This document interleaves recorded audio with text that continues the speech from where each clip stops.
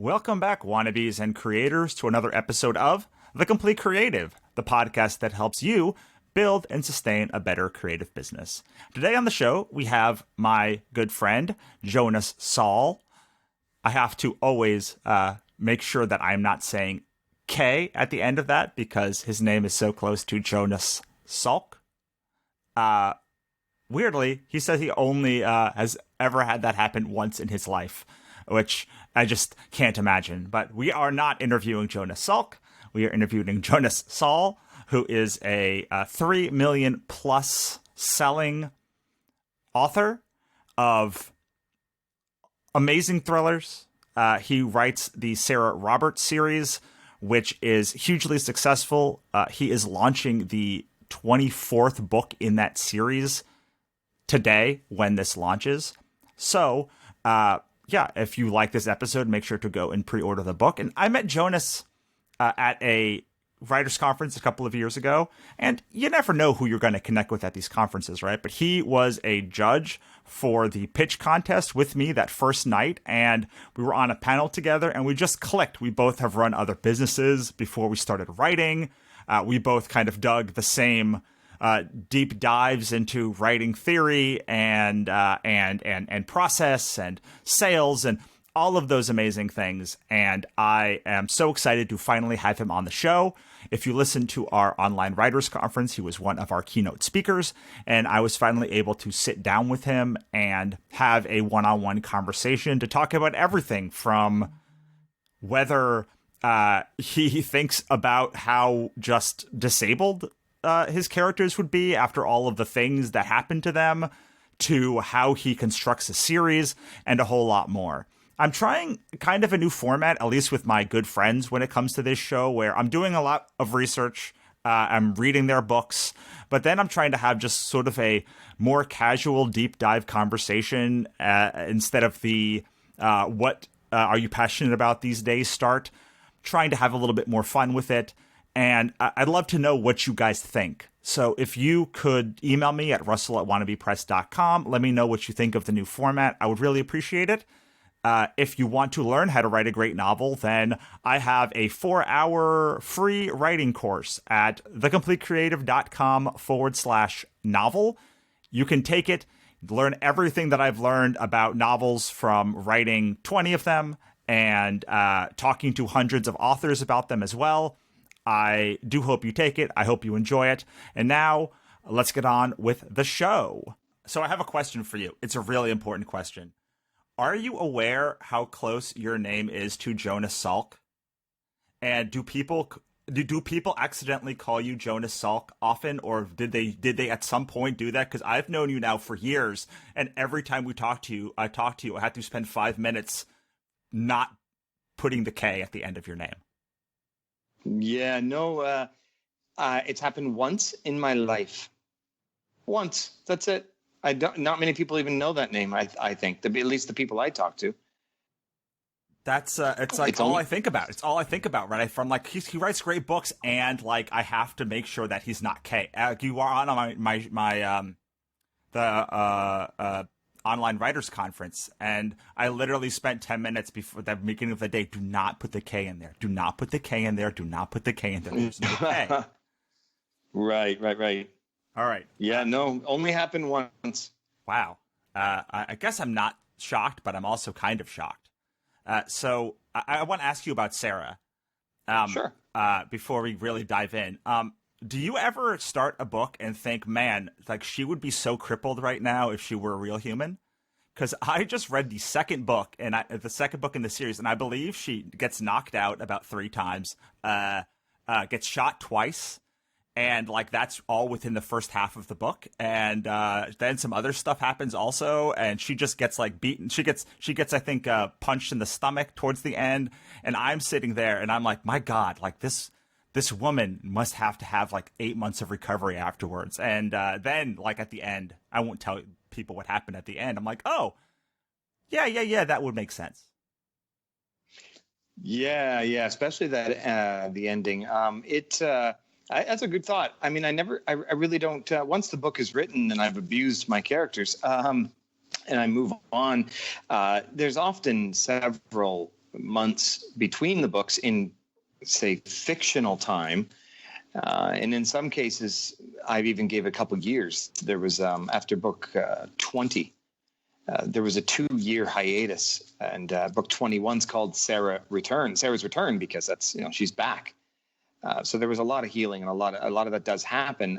But in one book she breaks her foot, and in book 10 at the end, and in book 11 she's limping on a cast the whole book. So there definitely, in book 5, she has a fight in a warehouse with this martial arts woman who ends up stabbing her several times with a fork. So it's some really unique scenes and crazy stuff. But yes, she has many scars, and nothing ever life-threatening, though. Never hit any arteries. I want to keep her throughout the series, so I just I don't ever make it too damaging. Because I write fantasy, and most of my characters are either magic or can get healed by magic easily, and so I always wonder when people write when people who are writing thrillers or contemporary, really it's thrillers, because if you write contemporary romance or romance, there's usually not a lot of fighting happening in those books. I would hope. So I always wonder with people who are writing high action scenes. What their process is between books for how their people heal, or if they even, I would imagine Jack Reacher doesn't really think about that very much because he's just supposed to be a superhuman, but maybe they do. Yeah, that's a greit question. I think that it's important to, something Stephen King says is the mark of a good writer is to remember every scar. And I don't know if that literally means the scars. It means all the details, really. But at the end of the day, you really do have to memorize. And when you write something of an injury of some sort, you must remember that it's there. Even if somebody gets a black eye in another scene, it's nice to have somebody else comment on it. Oh, what happened to your eye? So, you don't forget these things. But, personally, I've broken several bones in my body. I've been sucker punched. I've had my front teeth smashed out once. I've had a lot of injuries myself. And so when I write these kinds of injuries for Sarah, I know how fast it healed. My back broke. I knew how fast it healed. And I knew over 6 to 8 weeks, the bones fuse and you move on. Shots of Demerol and whatever. So I just throw Sarah into scenes where she won't be crippled, but she definitely has a pile of scars. Yeah, absolutely. That makes complete sense. Sarah is now, the 24th book is going to be coming out, right? 24? Yeah, 2 weeks today. How? So I'm reading the 5th book in one series and the 7th book in another series. And the thing that I have learned writing these much longer series and novels are a lot more complex with this than comics are. How do you keep all of the information straight when you're writing a series that long to make sure you stay in continuity? Great question. That's it. I don't know if there's an easy way to describe how. I do find it quite challenging. So what I do, one of the things I really focus on is not adding something to her life, or how do I say it? For me, each book is its own villain. We'll call it a villain. Each book is its own entity. It has its own thing to deal with. And at the end of each book, standalone. It's almost like, think of Criminal Minds. If you're familiar with Criminal Minds, they have a case to deal with. They deal with the case. It's over at the end and the plane takes off. And then, the next episode, they have another case to deal with, but you have the same characters. So this is sort of what Sarah's dealing with in book to book to book. So I remember book 10. I know what she was dealing with. I know what city she was in. A lot of these things have to do with memory. I remember each book, but I don't remember, say, scene by scene of each book, but I know who she was dealing with and who the bad guys were, and so on. Like book 15, it was a cartel in Mexico she was dealing with, and I just remember a lot of that stuff.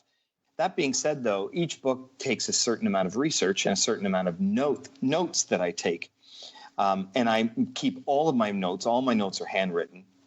As I research and make notes. So at any point, even in this book coming out, in book 24, there's a reference to one of my characters and something he dealt with even before book 1. Or there's another reference for Sarah and what she dealt with. Oh, remember when this happened when we were in Los Angeles back at this time? And a lot of that I say because it's important to the current plot. That being said, though, I have my notes right here. I can just open them up and say, oh, yeah, it was Maxwell they were dealing with in book 5. Or book 6 when she was in Las Vegas. So a lot of times I can just pull my notes out and refer to something. So keeping the information available to me book to book is quite simple because it's all right here beside me at my desk.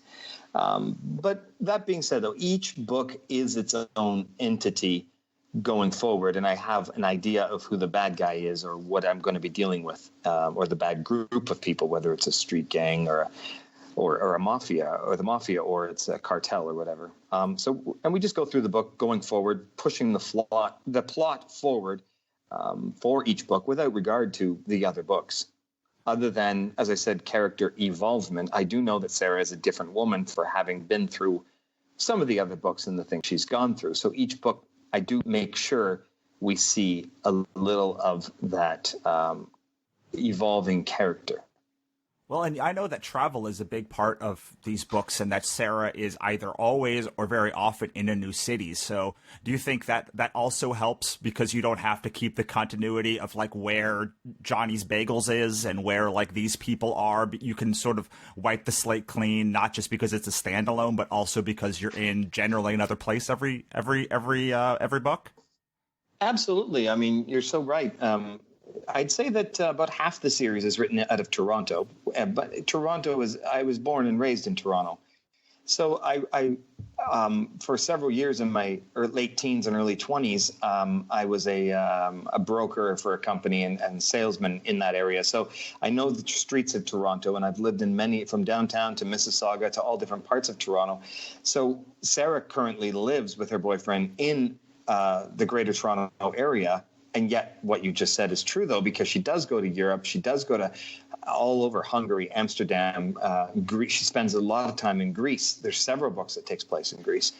So I do like to have Sarah going to all these different places and keeping it fresh. Although when she is in Toronto, the areas and locations that she's in are familiar to me.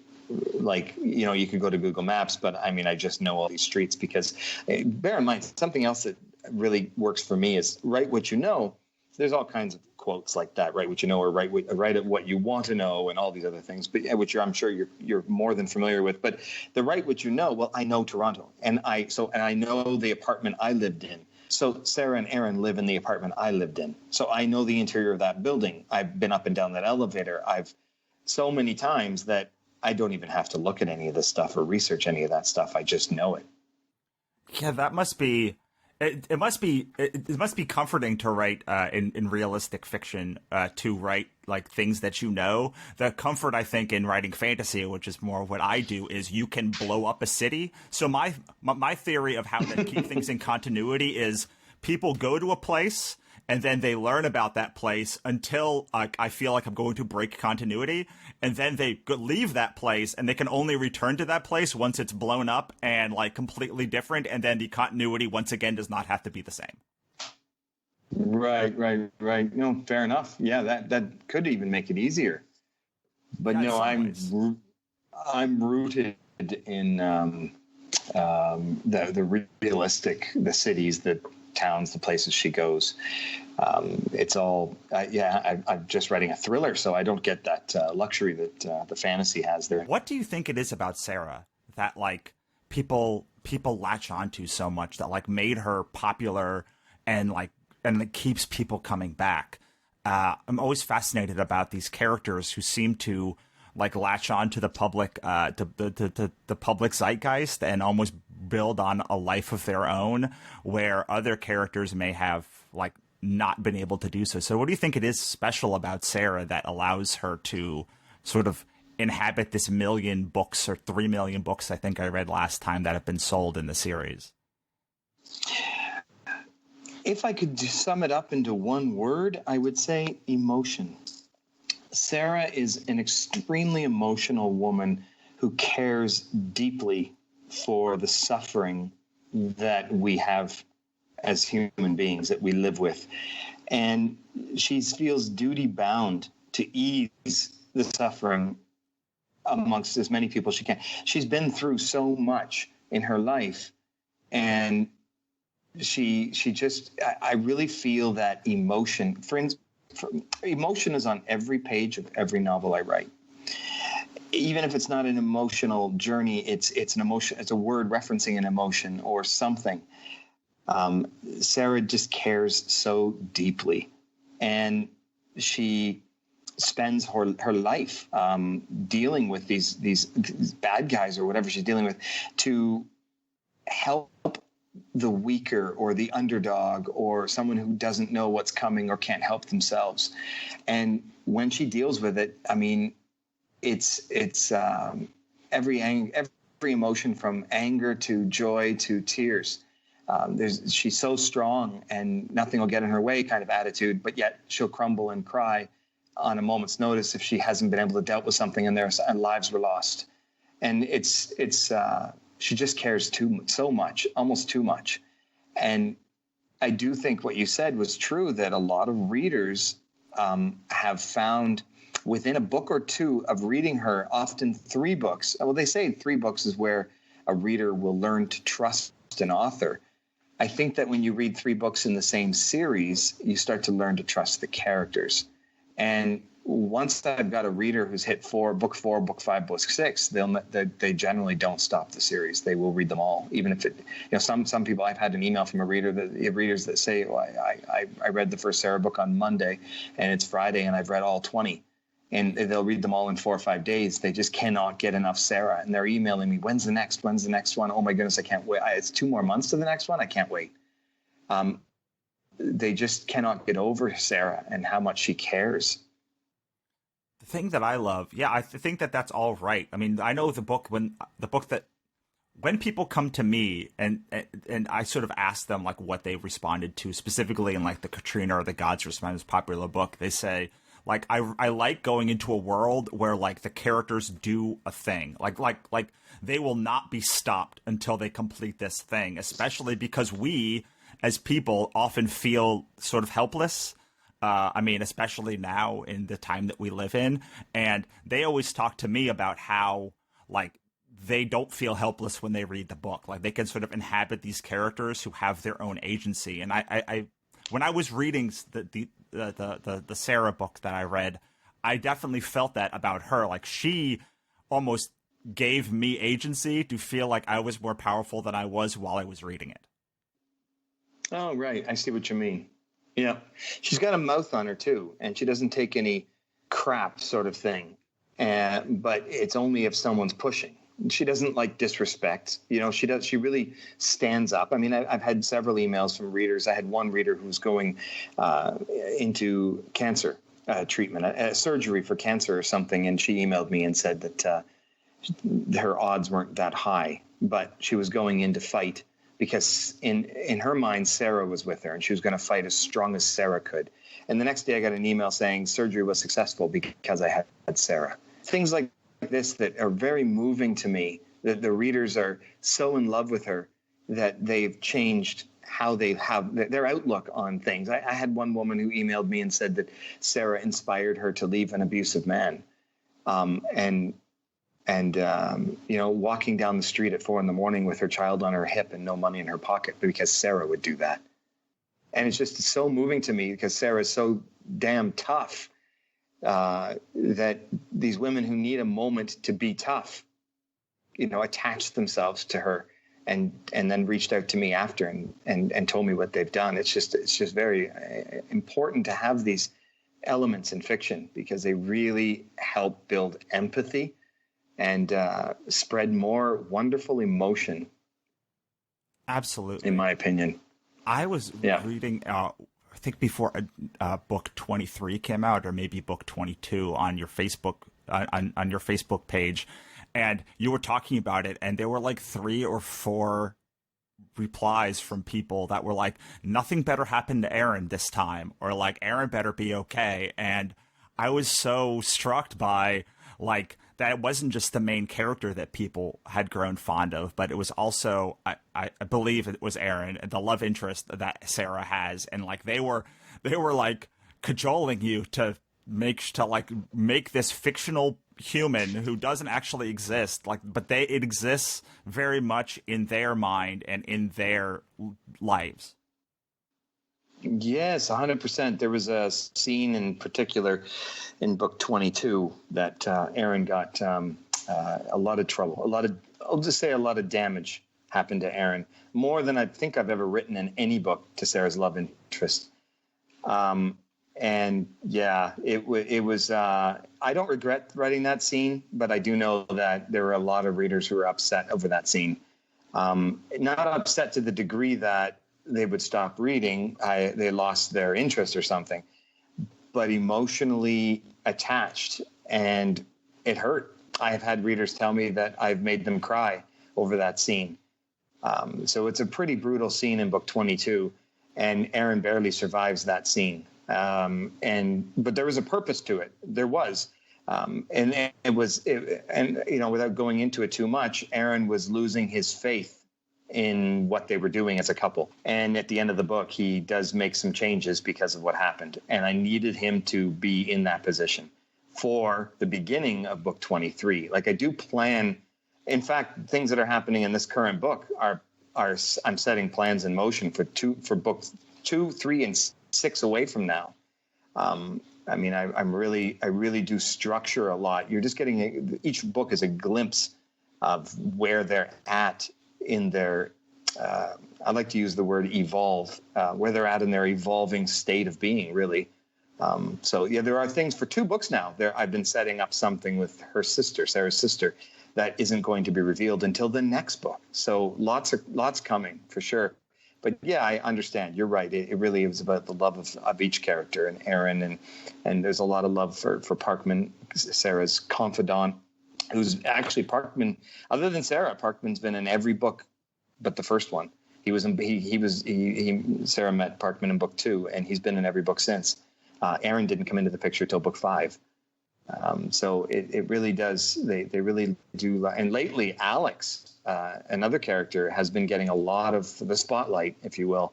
After book 21 and 22, there's a lot more comments I'm getting about. I would love to learn more about Aaron. So in this recent book 24, Alex, love to learn more about Alex. In this recent book 24, Alex plays a star role in the recent book. So I know the readers are going to love that. Awesome.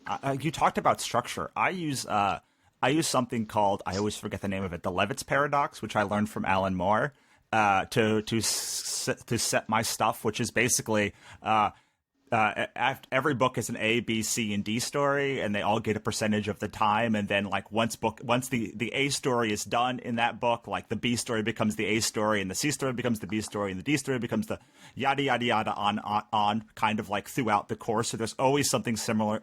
There's always 1, 2, or maybe 3 things simmering below the surface, and then there's like that one main driving force that's going forward. And I kind of felt that in again, like I'm now 20 books behind. I did not have Monday to Friday to read all 20 books, but it definitely felt like there was this undercurrent in the second book. There was the main thriller plot and like a couple of twists that I absolutely loved.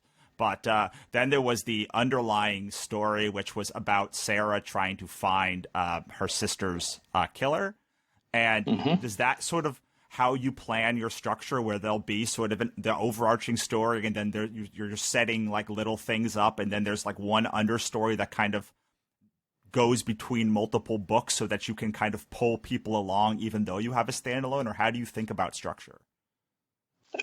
You know what? You pretty well just answered it. That's exactly what I do. I do it like I've spent so much time in Hollywood talking to execs there since 2014, and they talk a lot about the big bad and having this arching, this wide storyline behind the scenes, not just a subplot, but something driving everything.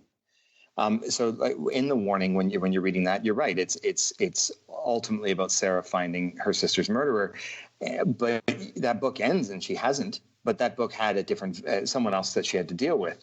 and each step pushes to the next. And in the crypt, the book 3, other things happen to get her closer to the killer. Many times I do that. Many times, in fact, sometimes I culminate. Everything comes together and it's over. For instance, I think it was book 8. Everything came together everywhere in every plot line and everything. So when I started book 9, killing Sarah, I had to come up with something completely different and start a whole new, under the behind the scenes thing. So book 9, 10, and 11 are all connected, those 3, because book 9, something happens that's terrible. And then book 10, the antagonist, it happened so bad, it's so terrible that Sarah got really upset with herself because of something she misread. So in book 9. So in book 10, the antagonist, Sarah is the antagonist. She's out there antagonizing people now. She's somewhat lost her mind because she's just filled with such rage at what had happened in book 9. And she won't even talk to her friends, won't deal with anybody. Parkman's out of her life. Everyone's out of her life in that book, and they don't want to be. So you know what I mean? Like it because of book 9, no. So finally, book 10 ends, and she finds out all the truth.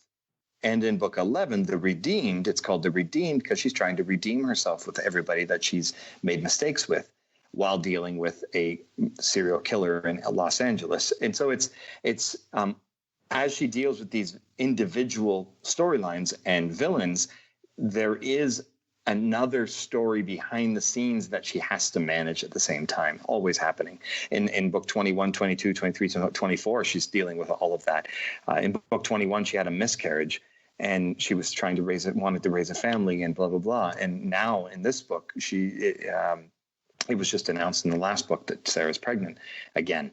So, and what's happening, in these 2 books are leading into the next 2, 3, and 6 books. Like but at the same time, we are dealing with individual standalone villains. You're right.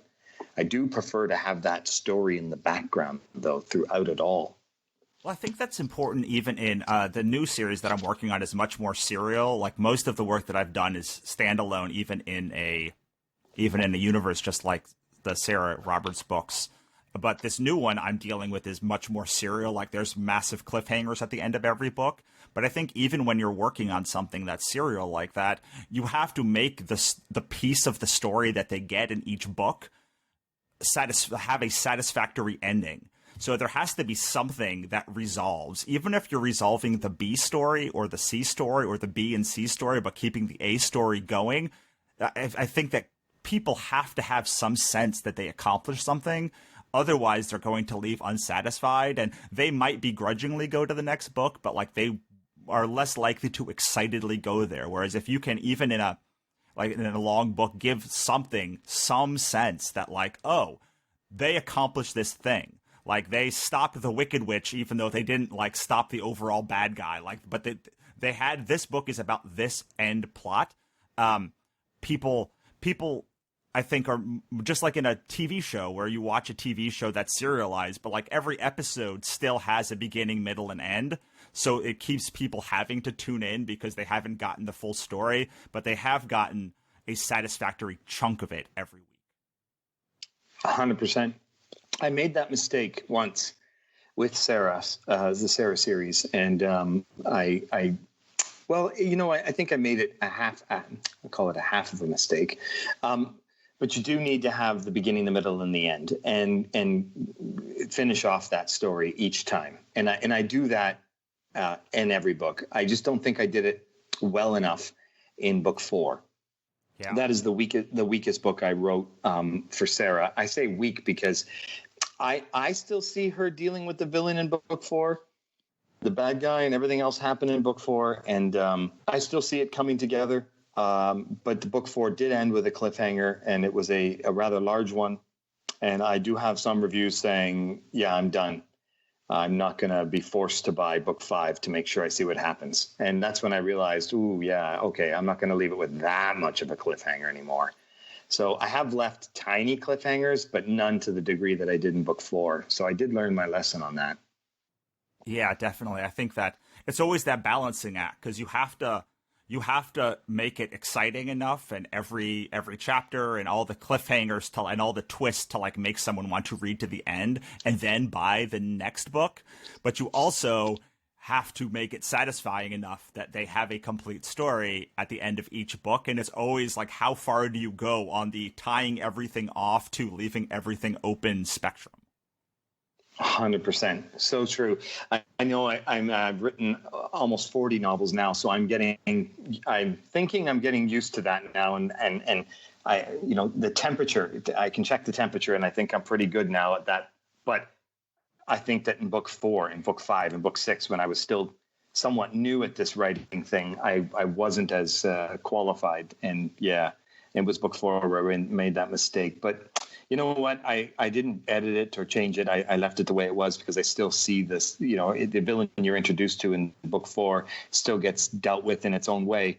But yeah, that cliffhanger is for me, I love cliffhangers. I love massive ones. And then I'm salivating to grab the next book. I don't know if everyone's like that. So I prefer to build a readership and not lose a readership. So I don't do the massive cliffhanger anymore. I just do a subtle one at the end of each book. Yeah, we've talked before about how it basically took until the 10th book release before the Sarah Roberts Chronicles, the Sarah Roberts books really like took off. Do you if I'm wrong, please like correct me if that's wrong, but like what do you think it was about having 10 books or a bunch of books in that series that like suddenly people were like, all right, en masse willing to like sign on? Great comment. You're right. We did talk about that. I remember that conversation, and you're right. It was 10 books. And with each book, as I brought out book 5 and book 6, I saw a small bump in sales, or I saw, more day-to-day readers of the other books, and book 7 and 8. But it wasn't until about book 9 or 10, I actually would mark it as book 10, and I think that's what our conversation was in the past. But around book 10, it's where it doubled. Everything doubled and then tripled. By book 11, it just kept going, and sales, I think by the time I hit book 14 or so, I'd already hit my first million. It just shot straight up on that graph. Now, I don't think I can pinpoint. Here it is. It was A and it was B. I don't think I can pinpoint exactly what causes that, but I can tell you what Dean Wesley Smith once said, and he said that when you have 10 books. As an author, when you hit the 10 book mark, that's when you have an internet presence. And I think he was talking about the 10 book mark is where you're in a category of your own, and in book 11, book 12, book 13, all you're doing is increasing your brand and your notoriety and your internet presence and so on. But he really put the number at 10 books is where you can take off as an author. And I didn't see that at book 3 or 4 at all. I didn't see it at book 7. I saw it at book 10, and I remembered I had written his quote down in 2010 when I had one book, and thought, okay, I'm gonna write like a madman and get to 10 books, and we'll see if he's right. And he was. So I don't know what actually causes that, but I do know that by book 12, it was 2013. Yeah, early 2013, I had my 12th book out, and I got an email from Hollywood asking who's handling my film and TV rights. And by the end of 2014, I was in LA and pitching studios, Universal, Sony, and so on. And that was at that point, I hit book 14. So not only were my sales, I was on the charts in the top 100 on Amazon, but in addition to that, now I'm pitching in Hollywood. So the 10 book mark was where everything took off. And to this day, I have so much that's happening that I can't talk about yet. Is that 10 books in one series, or just 10 books overall? I would say 10 books overall, period. Overall, because Sarah didn't hit book 10 till The Antagonist, which was, trying to remember when that came out, maybe 2015. Because I was at 10 books overall. When I first went to LA, I was only on book 8 or 9 in Sarah. because I've written 5 or 6 other standalones. Awesome. I say 5 or 6 because I've got a couple of others that I've got one book sitting at a publisher waiting for an offer.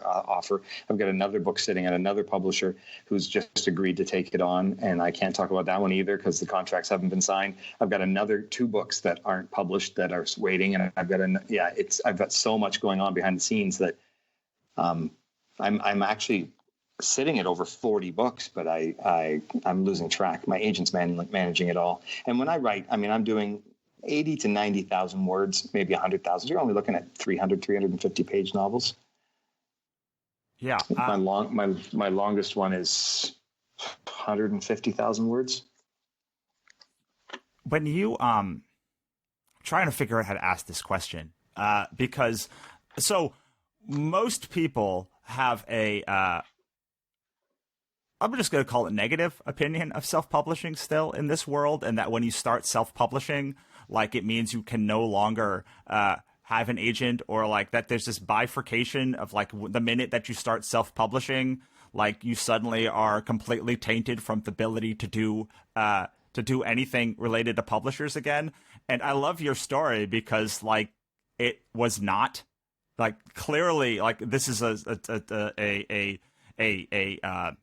I don't want to say condemnation, but it certainly is a refutation of the old, like if you self-publish, you'll never get a publishing deal, which I mean, I think I still can't believe that we're in a world in 2020 where like people are talking about that. But I would love for you to tell the story that you told me about how you got that first publishing deal and the agent who called the publisher, and like 20 minutes later you like had a huge offer, or like an hour later you had a huge offer. Just tell that story so people can kind of understand that like self-publishing and publishing, traditional publishing can sort of work hand in hand together with each other. Sure. There's a lot of, it's multifaceted, but I'll try and keep it simple. First, let me just start by saying, so many, and I say this at many conferences, so many people concern themselves with the words self-publishing and then the words legacy or traditional, and it's one or the other, and versus and so on. I like to think of it as this: professional versus not professional or unprofessional. And what I mean by that is there are traditionally published authors with traditionally published novels, signed contracts that aren't professional. The cover doesn't look good. The blurb has a mistake. Or flip it the other way. There are self-published authors who look very professional. So I decided, self-published or not, I'm going to be professional. I'm going to have a professional cover. I'm going to have professional editing. I'm going to make sure my image, my brand, I'm going to incorporate a company. My publishing company is going to be an incorporation, is going to be publishing all my works. I'm going to treat this like I'm running a business, because I've been a business owner for years. I ran retail stores for 20 years. And so I opened up a company and started selling Sarah Roberts through my company. And so I approached this professionally. So I was interviewed in 2014. I was completely self-published, and I was doing this podcast with this interview, and that's when they said to me, "Who's your publisher?" And I said, "Oh, well, I just, I'm self-published. I put it all on Amazon." And they said, "Oh, by your rank and your covers and your whole, I didn't know. We thought you were public." They thought I was. "Who's your agent?" I didn't have one. So that's what I mean by being professional. It's so important. So the point, to further to that then, take your professionalism out into the street, into the market, and your readers will see that. And so hence comes readers' trust, and so on and so on. So the story goes, I'm pitching in Los Angeles, and I've been there 2 years now. I'm working with Brian Graydon Media, and we've seen everybody. I've got an offer from Sony Pictures on the table. And I'm reading this offer, and I'm going to a gathering, and I meet some other writers at this wine meet and greet on Sunset Boulevard. We're all having wine one night, and several other authors that are there that have agents. And I had a professional business card. I think you've even seen it. And we're chatting. And who's your agent? I don't have one. I'm doing all this on my own. I'm my own agent, representing myself at these meetings and so on. And so the next morning, I got an email from my current agent, who I did sign with. And we had a long conversation for an hour and a half. And she said, "Oh, I know exactly," in reference to what you said about selling the series, she said, "Oh, I know exactly who would love to buy the Sarah Roberts series." And bear in mind, this is the Sarah Roberts series. I'm at 2 million or almost 2 million books sold at that time in 2016. Now it's 2016. And I've been selling Sarah on Amazon for 5 years. And this publisher bought the series. Self-published books. They bought self-published books. And how it worked, that was a 2-hour mark. My agent reached out and said to me, well, she said, "Look, I want to sign you," and blah, blah, blah. And I said, "Great." We had a great chat, and I checked her out. She checked me out. And so we're ready to go. She said, "Yeah, but look, I think I know who can buy this." So anyway, she called me back 2 hours later and said, yeah, they've already read, the agent was a speed reader. She had given him the book the night before, unbeknownst to me. And he'd read it. Dark Visions, book 1. And then there you have it. It was like within 2 hours, they were already going to the board to get an offer on the table. And it was a really, really good offer. And I took it. And I didn't sell my ebooks, though. I only sold the rights to everything but ebooks, the individual serialized books that are on Amazon. I wouldn't sell those. Well, I would, but it would be a lot more money. So I love that story because it shows, like, I always tell people, I'm like, hey man, if you put a book out there that sucks and doesn't sell, like, it's going to hurt you. But if you do a book that sells and like does well and it looks professional and it kind of sometimes doesn't even have to like sell that well, it just looks professional, it is professional, like, then you have a better shot or an equal shot. Like, it doesn't kill your chances. What kills your chances is if you put up a book that looks horrible and reads horrible and like blurbs horrible and just like it's not good. So but I love your idea of professional versus unprofessional, because I always think when people say, "Oh, are you self-published?" I say no. I run a company called Wannabe Press, and they publish my work. But like that is the publishing company. Just like if the head of Simon and Schuster published a book, he or she would not be self-published. They would be working for their publishing company. And that really allows me to sort of have two hats. Like, publisher Russell has to deal with all the BS stuff that comes up with being a publisher and like protecting their client, protecting their customers and dealing with supply chain. And it allows writer Russell to sort of live in this different world.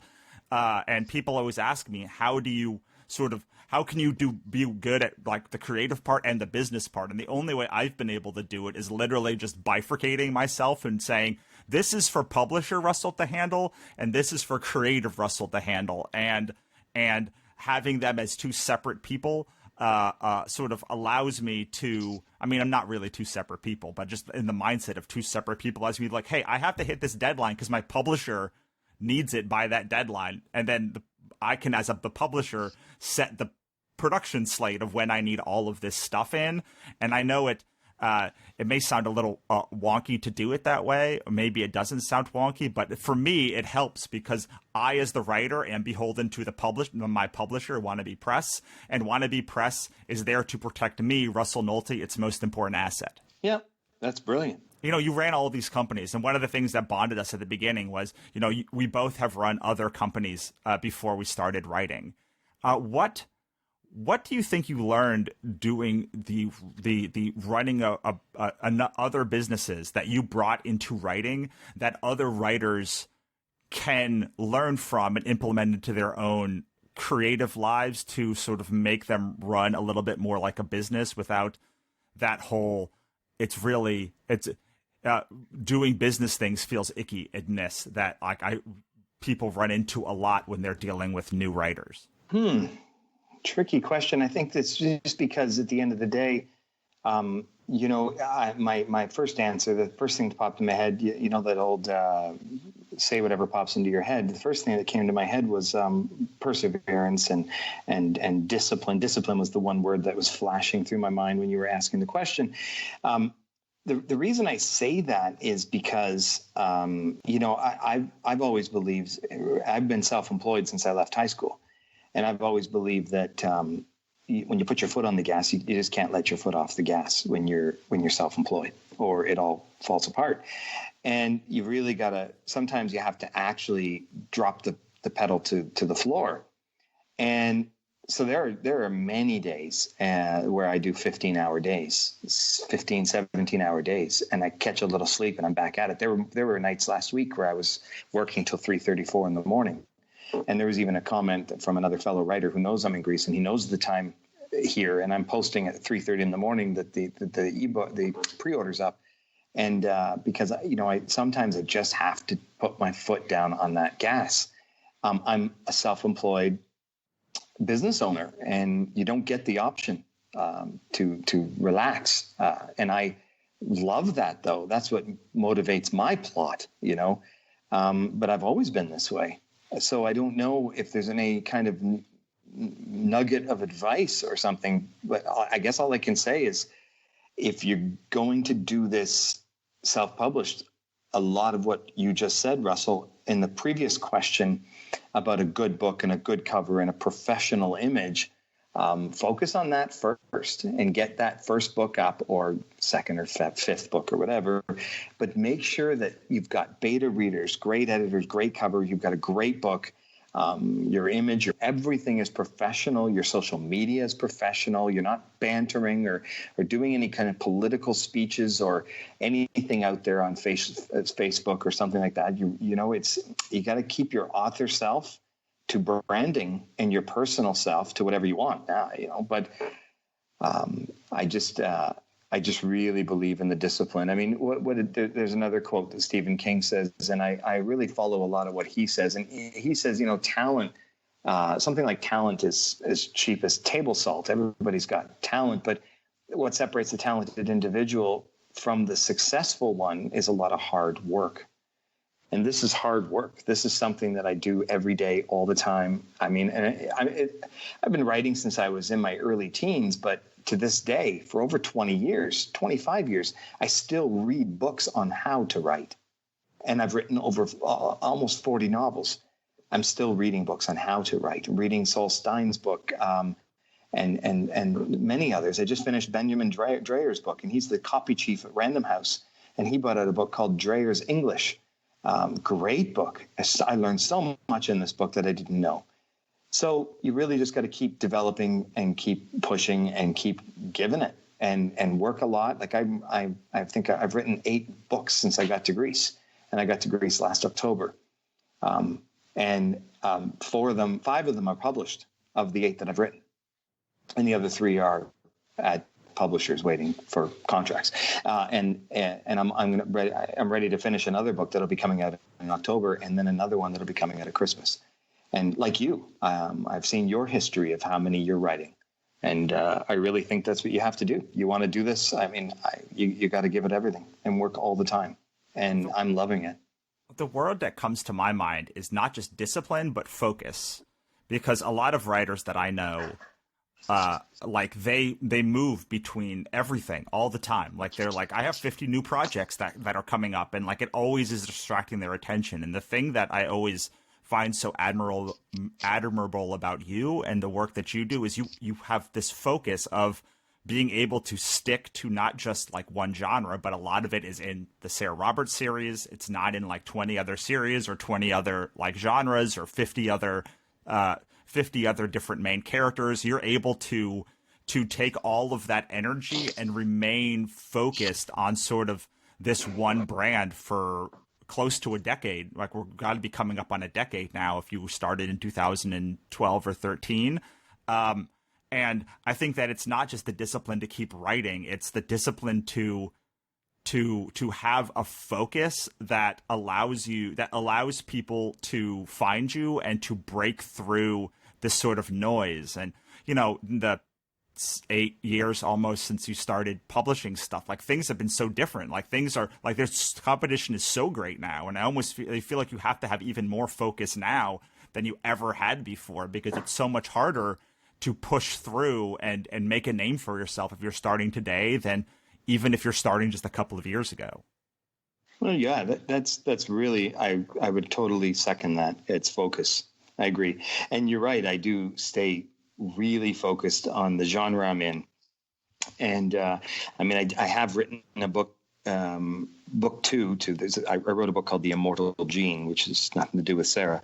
And book 2 I've now written. I wrote that in April, and it's at the publisher, at the editors. And I do stop between Sarah books to write another one. I wrote a book called The Drowning. It might not keep that title, but The Drowning is a complete standalone. And I wrote that in January, and it's out at another publisher right now.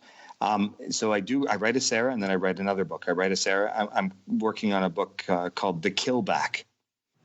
You want to kill me? Well, I'm going to kill you back. Like, it's The Killback, and it's really cool book. I'm loving it, and I've got 2 or 3 others that are not Sarah's that I'm working on.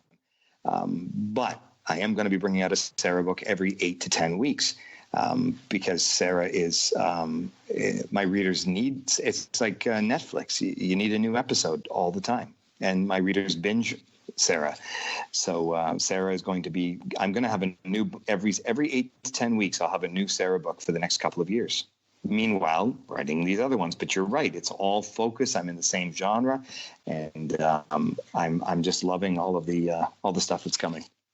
We're getting near our time together, but I need to ask you a follow-up, because what I find is that I have this big universe that I've been developing for the last few years, and one that I'm writing in now. So I'm writing in the Godsverse, and we're developing this series called the Obsidian Spindle Saga, where I finished about 4 books in that series, and it'll be out next year.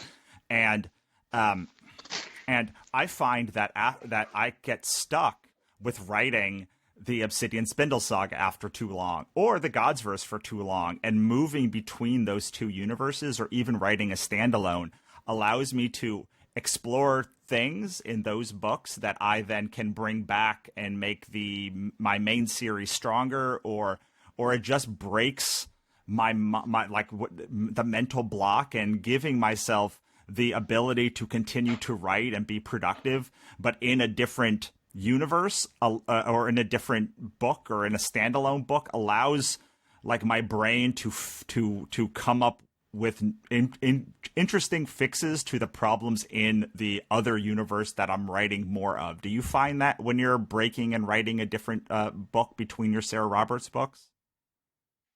I do. And I find that it's therapeutic, and it's also healing, because I do find that when I write Sarah, then Sarah, then Sarah, then Sarah, I feel burnt out.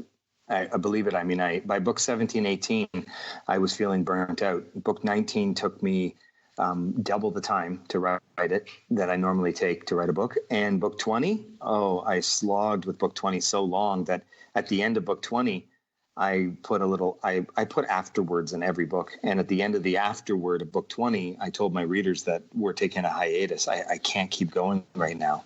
I couldn't continue to write Sarah. And I ended up taking 3 months short of 2 years before I wrote another Sarah book. So I burned myself out. And I now have learned that as long as I write something between Sarah, or work on something, or take 2 months off between Sarah or something, or whatever the case may be, I don't burn out. So I'm working a lot, so I'm able to still bring out Sarah books every 2 to 3 months. But I do believe what you just said. I really feel that that's therapeutic for me, to leave the Sarah world and write whatever I feel like. Yeah, it's sort of that, like, what do they say in Hollywood? It's like with big time actors, it's like I'll do the one for the studio and the agents, then I'll do one for me. Yep. And you know what? To some degree, Sarah is still for me, as it was in book 3 and 4 and 5.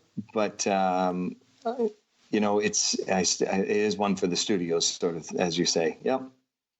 So we're nearing the end of our time together. I can't believe it's been an hour already, but I always like to end with the last piece that we talk about, to talk about the series that you have coming up, or like wherever you'd like to send the people. I have a feeling that we're going to be talking about Sarah here, especially because we've been dropping hints this time. But I'd love for you to talk about, one of your series, where you'd like people to go, what you think is the best representation of your career, where they should start, and like why they should go and check out this book.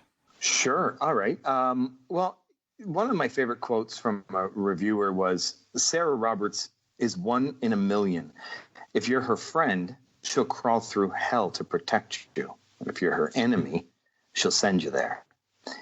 And so that's Sarah. She's a great character. I really love who she's become. And if I was going to send anybody to any of the books, it would be Dark Visions, book 1. Get to know Sarah when she's 18 years old.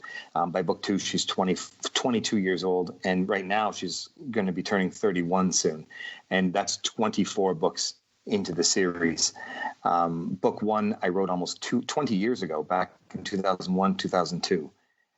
So it has been a while.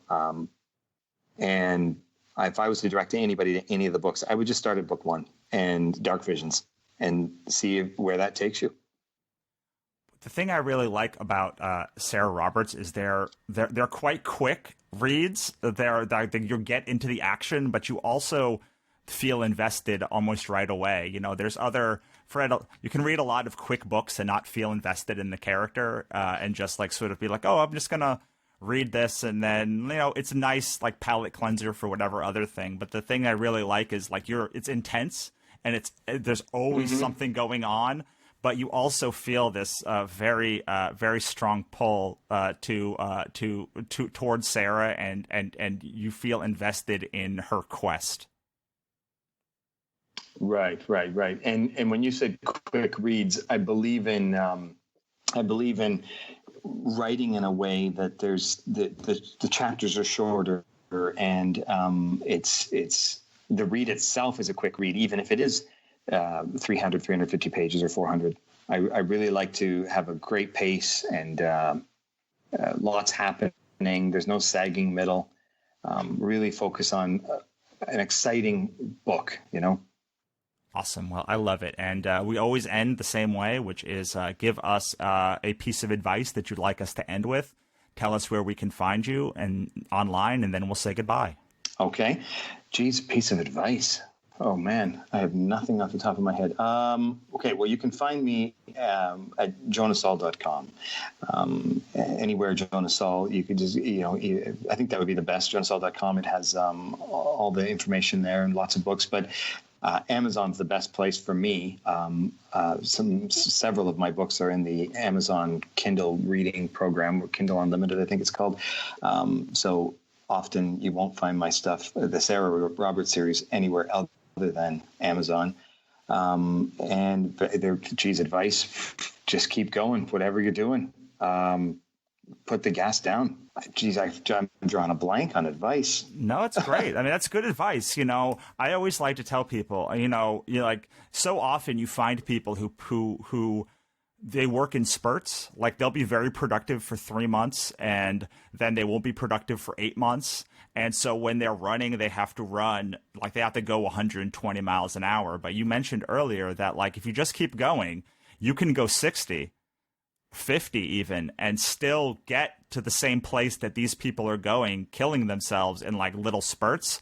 So I come from sales, and I always believed that if you put in your 100 calls a day, like it would always bear out in the end, that like things would be better than you'd always have a pretty good month instead of going through the peaks and valleys. So I mean, I love when people say to just keep going, because I found that if I just wake up and put my 5,000 words in a day or 3,000 words in a day or whatever you can do in a day, like eventually you have a book, and then you have 2 books, and then you have 10 books, and then you have 20 books. And, I think it's hard for you when like you're at the beginning of your career to really understand that 10 years later, you'll have a bunch of books. You'll have a body of work. Like if you just keep going, it might not be 20 books, it might not be 40 books, but it'll be a body of work that you can be known for, and that you can and that you can be proud of as long as you keep going. But if you take your foot off the gas, then you're going to have to play catch up over time. Yeah, exactly. It's bear in mind, one of the most successful authors in the world are prolific. They all have massive amount of books, a big catalog. Absolutely. Well, Jonas, thank you so much for stopping by and taking some time from being in Greece to talk with us. I really appreciate it. Appreciate it. It's been wonderful. So that was my interview with Jonas Saul, not Jonas Salk. It would have been a much, much different interview. If you enjoyed this one, please go check out Jonas's work. It is great. It's very fast-paced action adventure. I really dig Sarah Roberts. She's got that kind of like take no BS attitude that Katrina does. So I really, really appreciate that. Find him on social media. And let me know what you think of the new kind of format that I'm testing out. I'm doing less structure, more deep dive into specific series. I'm trying to do a whole lot more research on the guests and be able to read their books and study their work and kind of dig deeper on that. So let me know what you think about that, and I will see you next time. Oh, wait, before I go, if you want to learn more about writing a great novel, you can take my 4-hour masterclass at thecompletecreative.com/novel. Completely free, no tricks, no weapons, just skill against skill. And don't forget to rate, review, and subscribe to this show so you get it in your podcast player every single week. All right, that's it for me. I will see you next time.